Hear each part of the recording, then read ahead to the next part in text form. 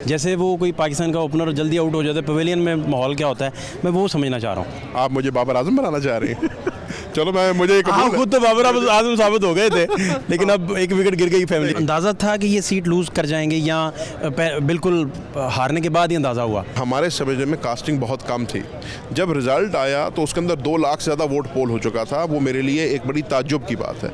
मैं अब ये नहीं कह रहा कि कोई जो मिंगनियाँ डाल रहा हूँ उसके अंदर। इमरान खान इस वक्त पाकिस्तान का मकबूल तरीन लीडर है। इमरान खान को किसी सीट पर लाख वोट नहीं पड़ा, मूसा गिलानी को 1,07,000 वोट पड़ गया, तो ये ज़रा इस पर एक सवालिया निशान उठता है। साइफर की जब ऑडियो लीक्स होना शुरू हुई तो आपने बकरे बुकरे सदक़े के लिए ऑर्डर किए। कुरैशी साहब, आप ठीक हैं, खैरियत? अल्हम्दुलिल्लाह सर, मेहरबानी। तो इलेक्शन हार जाने की सूरत में जो बड़े कुरैशी साहब हैं, शाह महमूद कुरैशी साहब, वो अपना डांटते ढूंढते भी हैं या क्या पूछते हैं, क्या बातें होती हैं, घर में क्या माहौल होता है? जैसे वो कोई पाकिस्तान का ओपनर जल्दी आउट हो जाता है, पवेलियन में माहौल क्या होता है, मैं वो समझना चाह रहा हूँ। आप मुझे बाबर आजम बनाना चाह रहे हैं? चलो मुझे हाँ, खुद तो बाबर आजम साबित हो गए थे, लेकिन अब एक विकेट गिर गई फैमिली। मैं इसमें अर्ज करता हूँ कि हमने इलेक्शन जो है हारा नहीं, इसलिए नहीं हारा कि हमने अपने वोट बैंक में इजाफा किया है। 2018 में पाकिस्तान तहरीक इंसाफ की टिकट पे मैं इलेक्शन लड़ा, 77,000 वोट मुझे पड़ा। मैंने इस ज़िमनी इलेक्शन के अंदर, जिसका टर्नआउट वो नहीं था जो जनरल इलेक्शन का होता है, उसमें भी 5,000 वोट की बर्तरी की, 5,000 वोट ऐड किया अपने वोट बैंक में। जो मुल्तान में आपने देखा है और जो बाकी 7 सीटों पर नहीं था, वो ये है कि मुल्तान में 2018 में भी ट्रायंगुलर फाइट हुई थी। बाकी पंजाब में पीपल्स पार्टी का नामो निशान नहीं है, लेकिन मुल्तान में पीपल्स पार्टी की हकीकत है, आप उसको डिस्काउंट नहीं कर सकते। मूसा गिलानी ने 2018 में 70,000 वोट लिया था, गफ़ार डोगर ने 60,000 वोट लिया था। गफ़ार डोगर को इस दफ़ा तो आपने लॉलीपॉप दे दी मामने खसूसी की, वो मामने खसूसी की लालच में आपके साथ आ गया, खड़ा भी हो गया। जब जनरल इलेक्शन आएगा, जब वफाक में PDM की हुकूमत नहीं होगी, तो क्या लालच दे के साथ खड़ा करेंगे? उसने अपनी सियासत करनी है और वो तब आपके साथ नहीं खड़ा होगा। जब नून और पीपल्स पार्टी अलग-अलग अपने निशान इलेक्शन लड़ेगी, तो ये फिर 60,000 पे आ जाएंगे, तो तब भी तहरीक इंसाफ का 82,000 वोट होगा और इंशाल्लाह एक भारी अक्सरियत से इंशाल्लाह अगला जनरल इलेक्शन PTI जीतेगी। कुरैशी साहब का बड़ा वसी तजर्बा है वज़ारत ख़ारजा का भी, तो मशवरा करते घर में, कोई डिसीजन लेते, वीटो का इख्तियार वो रखते हैं या आपकी राय भी मुकद्दम होती है, मानी जाती है?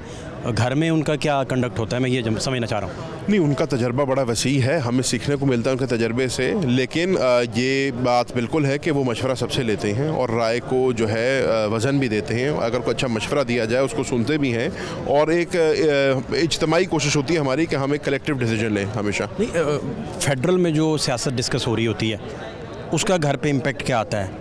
वो कितना मशावरत में आप वालिद के साथ जाते हैं? मतलब खान साहब अब धरना देने जा रहे हैं, तो सरगोशियाँ आप तक भी पहुंचती हैं?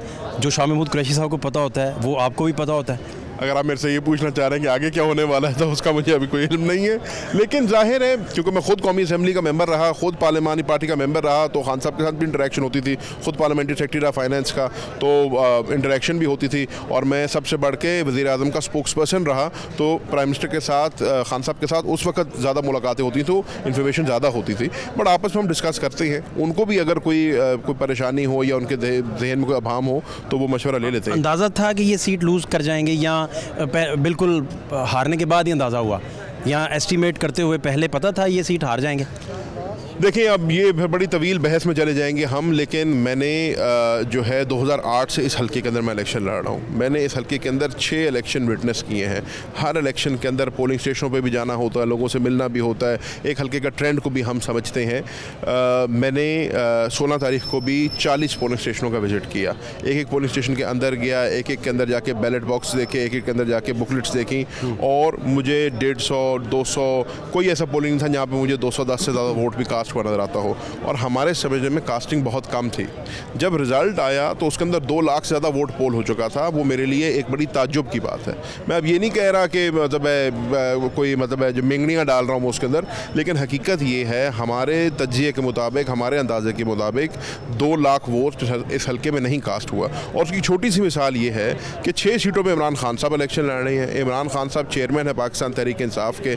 इमरान खान इस वक्त पाकिस्तान का मकबूल तरीन लीडर है। इमरान खान को किसी सीट पे लाख वोट नहीं पड़ा, मूसा गिलानी को 1,07,000 वोट पड़ गया, तो ये ज़रा इस पर एक सवालिया निशान उठता है। PDM की सारी जमातें इस इलेक्शन को संजीदगी से नहीं ले सकें। और क़यादत भी कोई उनकी नहीं थी उसे सुपरविजन के लिए। इसकी बुनियादी वजह आप क्या देखते हैं बतौर मुखालिफ पार्टी, चूँकि आपने मुकाबला करना था, क्या ऐसी वजह थी कि वो संजीदगी से भी नहीं लिया और उसे कंसीडर भी नहीं कर रहे हो, इसे इलेक्शन ही नहीं समझ रहे? देखें, पीडीएम की क़यादत जो है वो एक बंद गली में आके फंस गई है। उन्होंने एक तरफ से तो अनाउंस कर दिया कि हमने ज़िमनी इलेक्शन कराने हैं, दूसरी तरफ से मेरा नहीं ख्याल था कि उनमें से किसी ने भी असेस किया था कि 7 सीटों पे इमरान खान साहब खुद खड़े हो जाएंगे। ये बात तो अब तय हो गई है कि इमरान खान का बयानिया जो है वो आवाम ने कबूल कर लिया है। ये बात अब तय हो गई है कि लोगों ने फैसला कर लिया कि उन्होंने वोट बल्ले को देना है। ये बात अब तय हो गई है कि आने वाला जनरल इलेक्शन में इंशाल्लाह पाकिस्तान तहरीक इंसाफ की हुकूमत होगी और इमरान खान वज़ीर आज़म होंगे। अब 135 सीटों के ऊपर इलेक्शन होने हैं। 135 पूरी पे इलेक्शन करा नहीं सकते, कभी कहते हैं 11 पे करा लो, कभी कहते हैं 21 पे करा लो, लेकिन इमरान खान का वोट बैंक इंटैक्ट भी है और पाकिस्तान की अवाम इमरान खान को मकबूल पसंद भी कर रही है। उनके लिए ये एक लम्हा फ़िक्री है। आखिरी बात ये कि साइफ़र की जब ऑडियो लीक्स होना शुरू हुई तो आपने बकरे बुकरे सदक़े के लिए ऑर्डर किए कि ऐसी कोई ऑडियो ना आ जाए जिससे शाह महमूद कुरैशी साहब ज़ाती हैसियत में बहुत डैमेज हों। हालांकि साइफ़र वाले मामले में तहरीक इंसाफ का स्टांस बहुत डैमेज हुआ उन ऑडियोज़ के बाद, तो आपका क्या स्टांस था, उस पर क्या रद्द-ए-अमल था?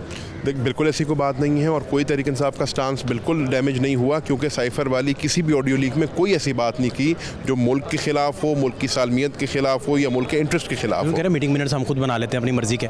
आज़म खान को खान साहब पास कर रहे हैं ये बात, नहीं कह रहे हैं कि लेकिन वो सिर्फ इस बात पे ये कह रहे थे कि किसी मुल्क का नाम नहीं आना चाहिए, जो हम पहले ही चाह रहे थे। हम तो चाह रहे थे कि कोई ऐसी बात ना हो, ये तो इन्होंने आके हो गया। और फिर खान साहब ने जब कैबिनेट ने उसको डीक्लासिफाई कर दिया डॉक्यूमेंट को, उसके बाद खान साहब ने नाम लेना शुरू किया। तो इमरान खान साहब ने इस पूरे साइफ़र के मामले में बड़ा मोहतात होकर चले हैं और मेरे समझने में एक बड़े रिस्पॉन्सिबल वज़ीर आज़म का रोल अदा किया है। थैंक यू सो मच, बहुत शुक्रिया।